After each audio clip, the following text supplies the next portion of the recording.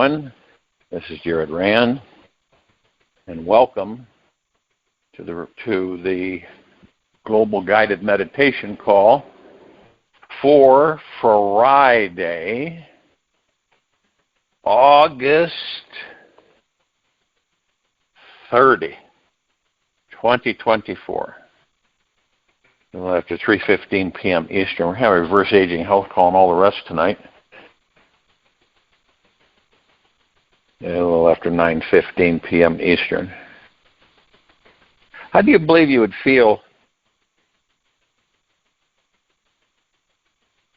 that you would know within your heart mind that you were everything and everything was you? So everywhere you look, it is you. You look at a mountain range, you look at the sky, you look at the ocean, that is you. Now,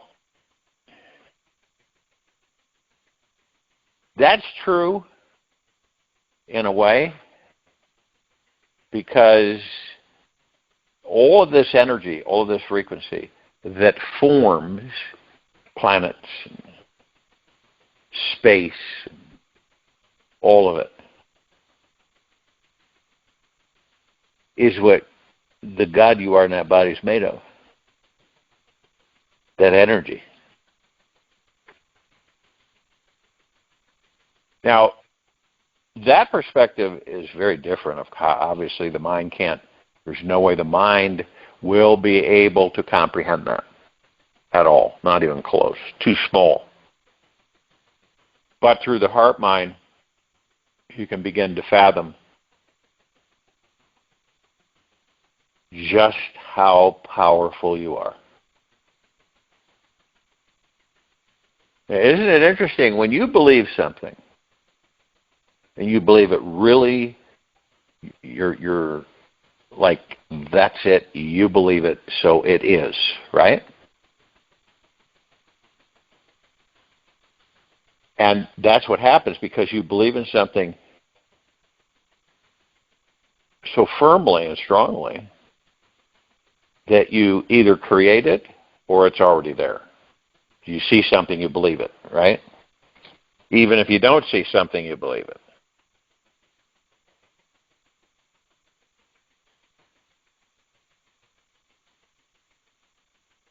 This is how we begin to transition, transcend, ascend, knowing that we are everything and everything is us.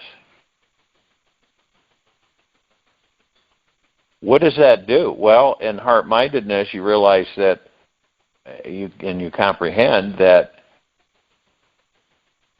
everything is sacred. Everything. There isn't anything that isn't sacred. Now, you can tell by certain events that is not comprehended by many. Really isn't. There are some that are getting there. But most of us just kind of throw it out the window. Oh, that's a bunch of nonsense.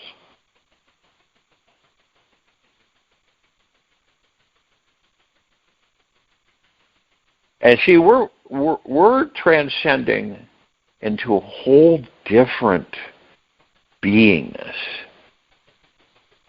compared to all the thousands and millions and billions of years that we have inhabited just about every life form.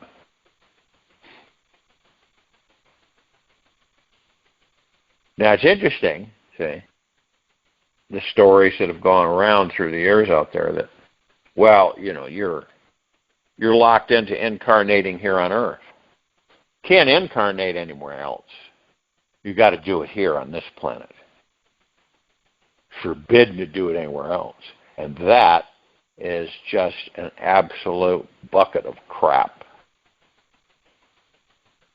But you see, you get trained and you get programmed without awareness. See, you don't, because you have amnesia and you're getting programmed and all through this life and every other life, so you can't make any kind of a comparison at all. You don't have the information to do so, or the experience. You have the experience, but you're not able to recall it. You know, we need telescopes to see. You know, some of the telescopes can see, 13 billion light years away or more. All right? And that is minuscule. You, the God that you are, can instantaneously see all that there is, ever has been, ever will be, ever beyond, and forever. And this universe is living and breathing. It's literally a living, breathing experience that extends infinitely within us.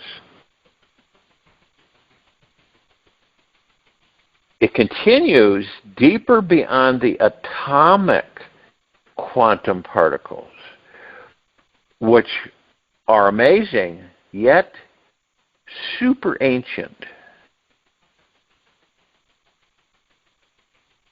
And you look at electron microscopes, can barely see. And when we look inside ourselves on a conscious level, using our mind to explore who we truly are, what we discover is yet another realm of infinity.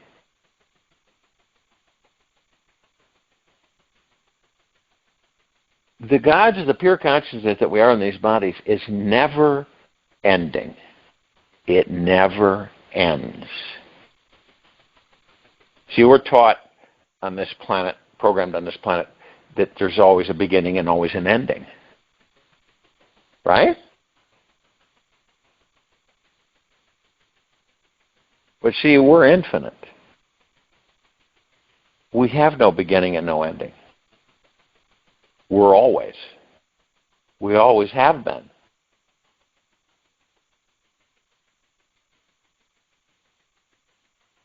So you begin to kind of, you connect the dots, so to speak. You start snapping in those puzzle pieces to complete the whole picture. So we are a constant creation, creator, manifester, 24/7. We are literally, but see that the challenge for us is the ego mind. It's always there, front and center. It's always pushing and pulling, trying to get you to believe, oh no, this is going to be bad, oh boy, and we think the worst.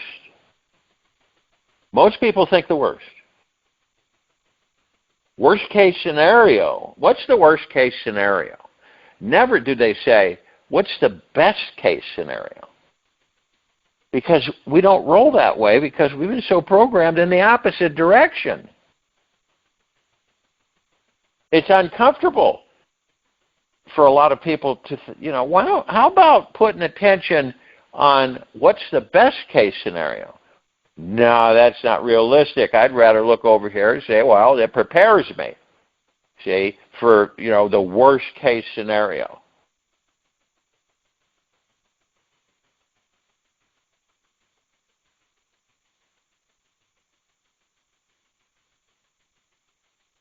And this is how we get miscombobulated and how we are seduced by the ego mind in its corral.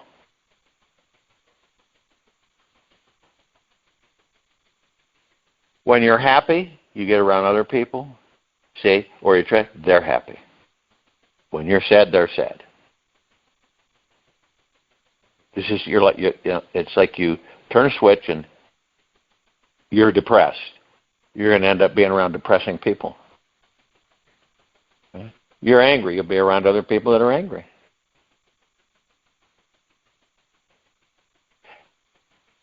And the funny thing about it is that we don't really embrace that. It's mostly superficial. Kind of like you're not sure if that's real. Because our opinions of ourselves, how we feel about ourselves, is not high. Why is that? Well, this society, the human psyche on this planet, years of programming from different beings. And so you form your own perspectives, evaluations, whatever you want to call them. And usually, see, it's with us. We do that. We do it with ourselves. And as we do it with ourselves, we have all these roadblocks that we put up.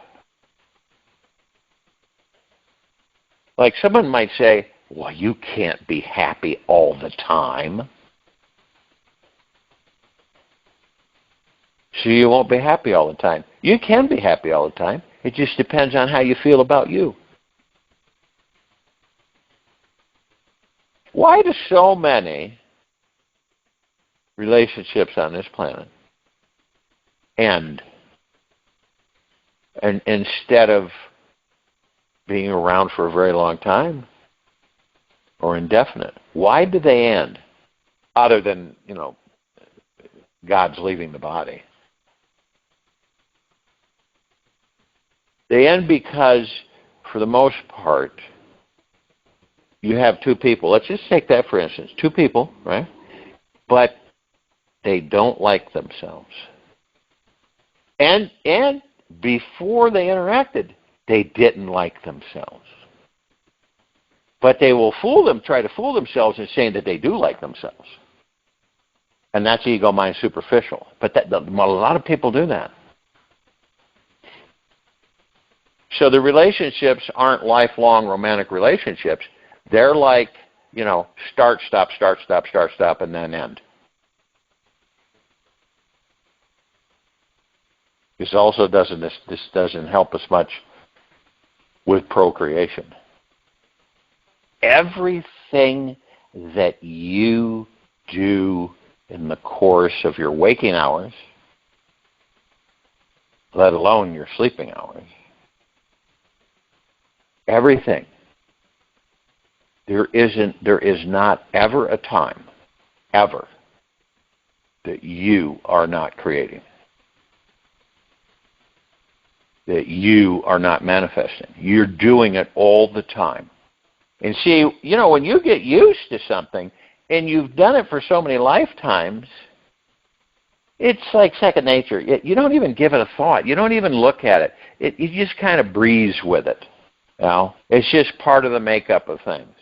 We just kind of blow it off. We don't embrace it. It's just because we're so used to doing it. But we don't acknowledge or identify. You say, I created that.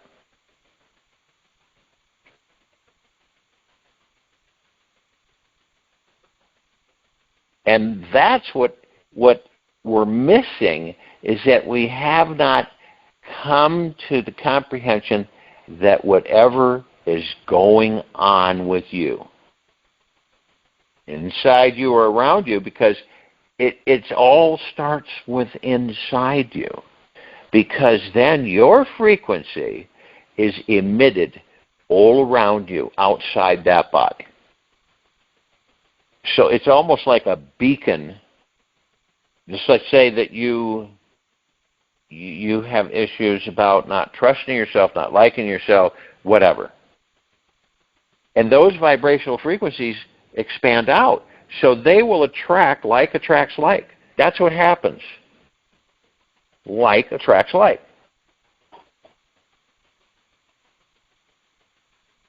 This is an area where this civilization must go. But you can't force it. You decide for yourself. But it's a choice. You choose to go. You choose to interact with it.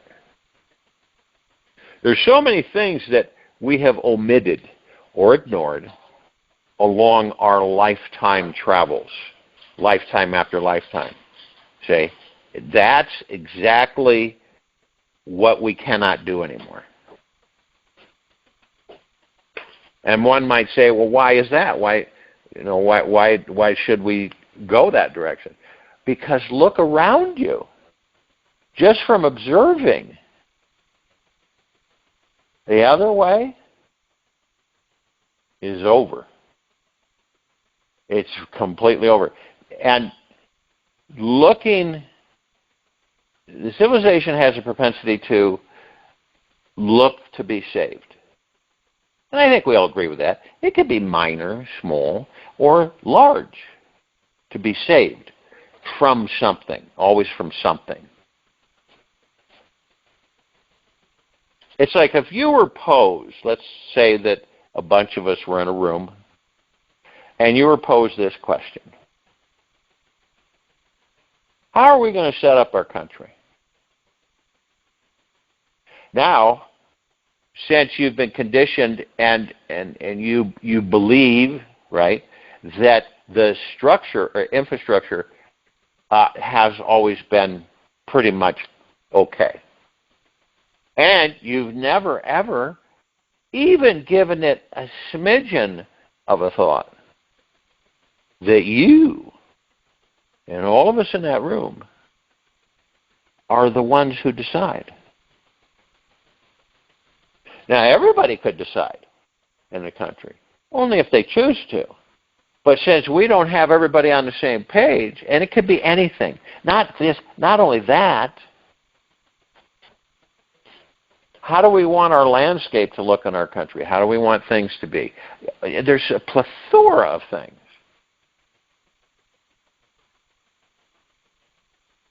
Or any country. Can you see how we have been automated to a certain extent? Can you see how, through your observations, can you see how we've been automated? Coming here, going there, doing this, doing that, and kind of cattle prodded along. And cattle prodded is an electric device that gets the cattle moving faster, gets electric shock. And all scurrying around. What are we scurrying around for? What is the main thing that we have been taught to do? What's the main thing we've been taught to do? Follow. That's what we've been taught to do.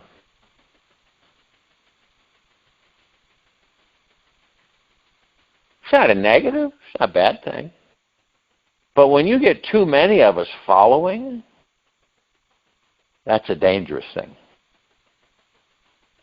Instead of following ourselves, believing in ourselves, having 100% faith, trust, and confidence in ourselves, huge difference, humongous difference,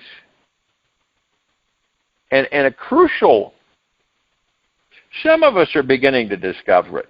It's an essential problem that most people are having with this life, is that they are not reaching deeply enough inside themselves to reconnect with their actual living, breathing, infinite spiritual essence. See, our spiritual nature is a real thing. It is our most basic reality. It is what keeps our heart beating, our breathing, and our life force moving through us in every moment of existence.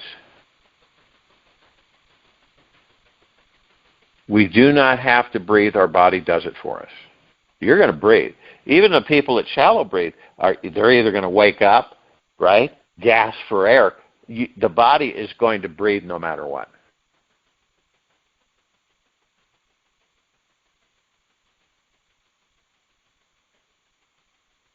And the same is with our spiritual essence. It is living and creating through our physical body, unfolding its essential karmic programming within this great cosmic playground. And that's what this is. This whole thing is a playground. Who is it a playground for? Us gods. That's what it's for. I mean, we'll never run out of things because we keep creating them. 50 trillion years from now, what will we be doing? Who knows as gods? The reason we won't know what we'll be doing, probably the same thing we're doing now, which is what? We enter a physical material form and we focus on the now. That's what we do. Well, that's where we're moving. Most people don't focus on the now. Most people are living in yesterday and tomorrow. And that's why we suffer. Needlessly. Because too many of us, way too many of us, are living in yesterday and tomorrow.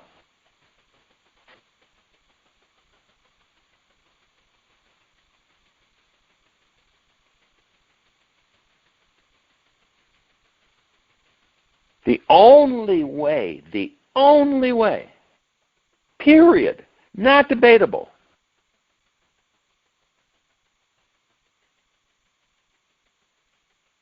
is that suffering happens only when the mind gets in the way. You worry because the mind is in the way. That's why you worry. That's why you stress, whatever it may be. Maybe you feel that you're going to be leaving the body soon, and that's consuming you. That's because the mind gets in the way. There isn't anybody on this planet at this very now moment that's suffering to varying degrees, and the reason they're suffering is because the mind has gotten in the way.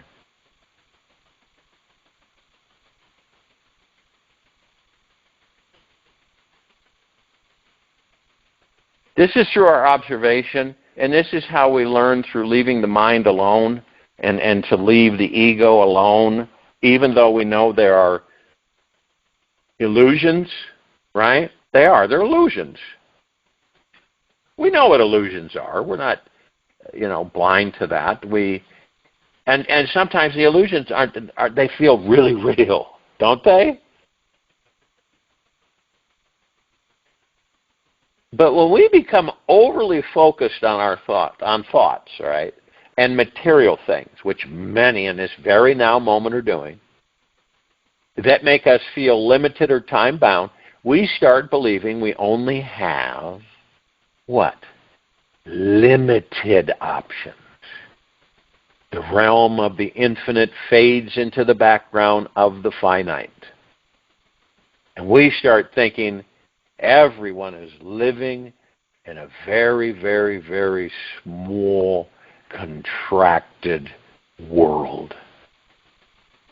And when we only focus on our needs, we forget how to connect with the soul of others.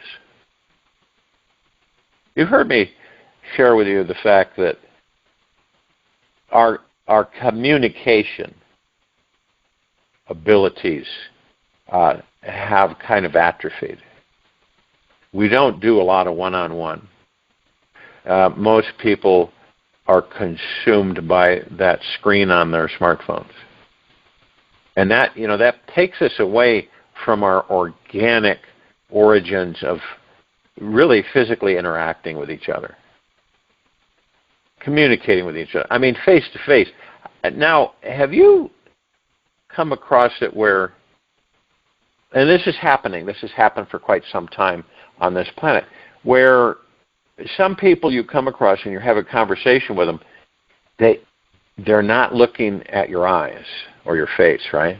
They're kind of looking away or over there, or they'll just maybe just glance at you. What is that? Are they a shifty character? No, they're just super insecure with themselves, which is connected directly to the ego mind. They're not sure of themselves. And since they can't face themselves, they can't face you.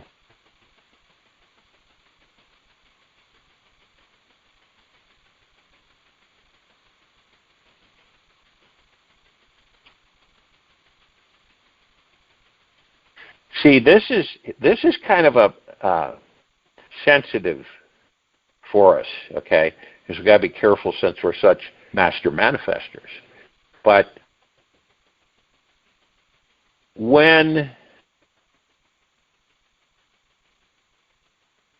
if we're always thinking about money and more material possessions, and I mean always, okay, we cannot see or feel the infinite reality that is beneath it all. I mean, we have things and we enjoy them and we do this, but we're not focused on it 24/7. Some people are.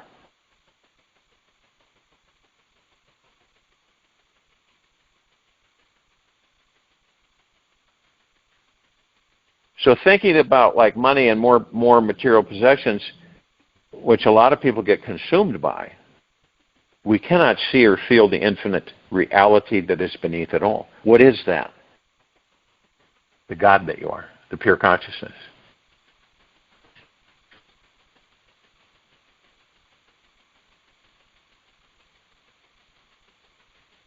See, and this is, it's a unique comprehension for us because, you know, when you've been in it so long, for so many lifetimes, we've always been in it looking out instead of outside of it looking in. And the majority of the rat race on this planet, and you can observe it. You observe it whenever you choose to observe it, which means you're not judging it, you're observing it. So the rat race, what do we call it a rat race? People say, what is it? Why is it called a rat race? Because when you look from the outside in, it looks like rats scurrying around on the planet. And, you know, you can get video footage of rats, you know, colonies of rats moving, like scurrying constantly, sniffing and moving and moving and sniffing. And see, and I'm saying the majority, over 70% of us, is trapped in thinking about time-bound appointments, which causes consciousness to squeeze itself into a tiny temporal box or boxes. And what are those? Well, let's say the time 4:30 p.m. Right? With this deadline coming, we just don't have time to feel what eternity is like.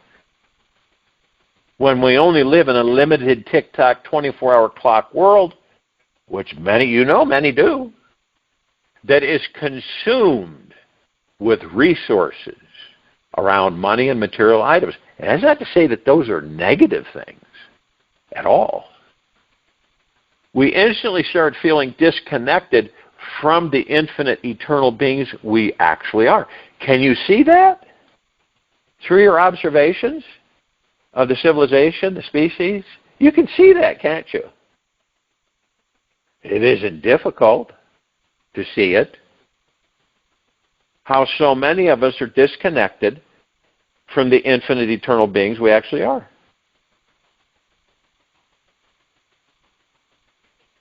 And this is an addictive dwelling of the mind. Addictive dwelling of the mind on what is not infinite or eternal. It's the opposite.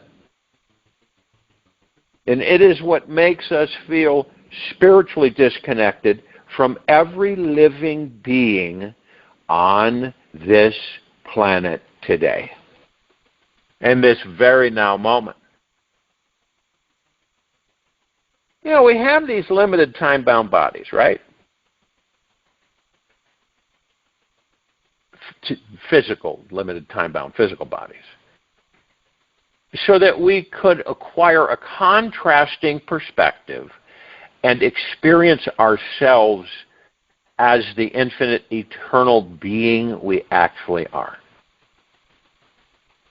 We have the capability to create, to manifest, and experience anything we desire. Anything.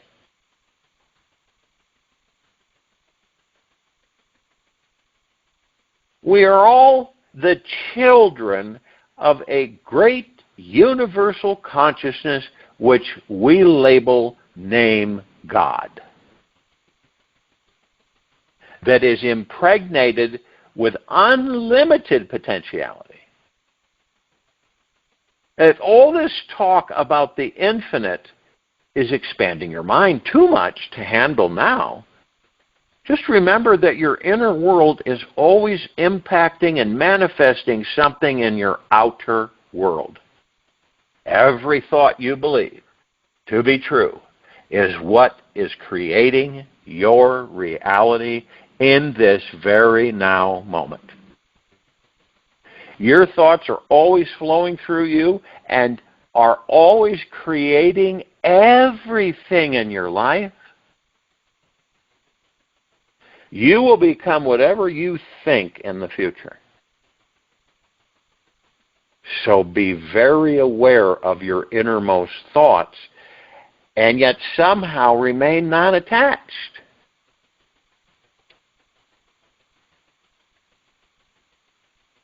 Your thoughts are not who you truly are.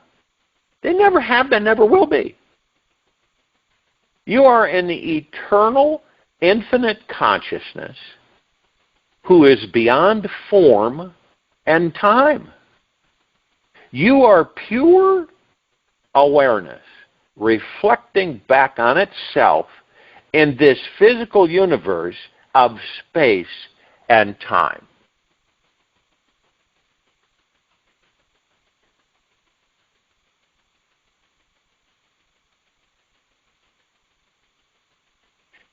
See, that's why I say it's all about you. And since we have so many new people listening to these meditations on this planet at this time, and what I mean by that is, when I say it's all about you, we're not talking about the ego-mind selfish you. We're talking about the heart-minded you.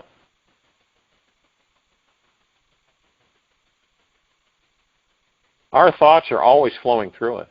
Always. And we are always creating everything in our lives. Let go of thoughts that were cycling in your mind yesterday and ideas about the way life should turn out for you tomorrow. Be here now. Now is the moment of power.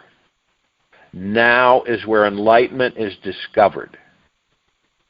For physically, you are never forced to exist in this present moment. Your present awareness is always being generated from this present moment.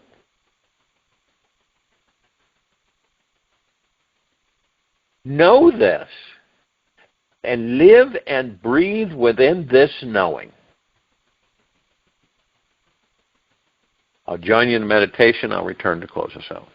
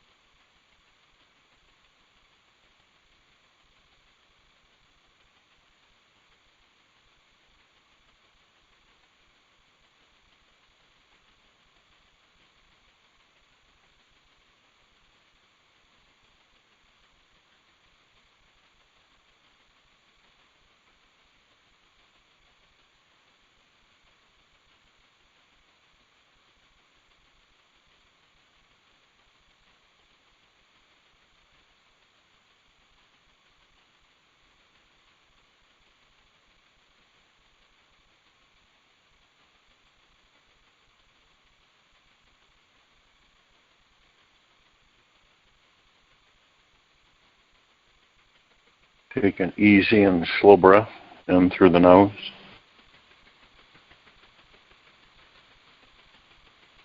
And an easy and slow breath out through the mouth. Remain still, relaxed into your body, focused on the breath rising and falling. Do you know your real strength?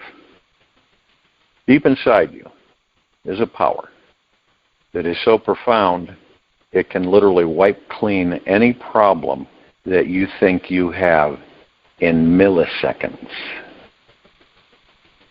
Would you like to know how to access this power now? Okay.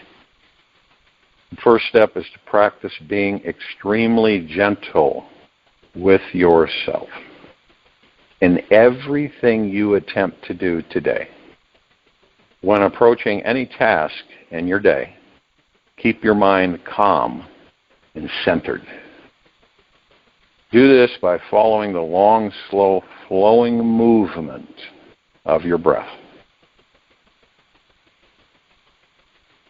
This breathing awareness will maintain a quiet, calming energy inside you and radiate a peaceful vibration where nobody can ruffle your feathers. It is within the calm eye of the storm that your real strength is revealed. Test it out with someone or something that tends to disturb or aggravate you. Feel into your flowing breath for a few minutes before you meet them. And as you speak with them, connect with this calming space inside you. Trust whatever triggered feelings they ignite in you are guiding you to find a deeper peace and connection with your breath. The master will feel into their pain, releasing it through each exhalation. On the inhalation, they say yes to the totality of existence. It's that easy. You'll soon see how strong you truly are because you can quickly let go of any reactions, judgments, or blames of your outer world. With this magical breath meditation, your entire life becomes a pillar of strength, naturally inspiring everyone else to breathe and discover their inner calm. Who knew that your breath could be so empowering? This breathing practice is the secret to revealing the awesome power hidden inside all of our enlightened souls. Take this with you for the rest of the day, into the evening and night, and into the following morning.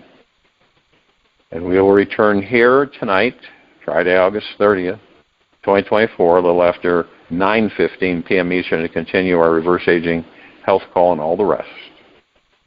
Be gentle, kind, generous, humble with yourself at all times. Be in the highest of the highest high, deepest of the deepest deepest, purest of the purest purest, eternal gratitude at all times, no matter what's happening within or outside of you. Open your heart and allow the magic to flow in.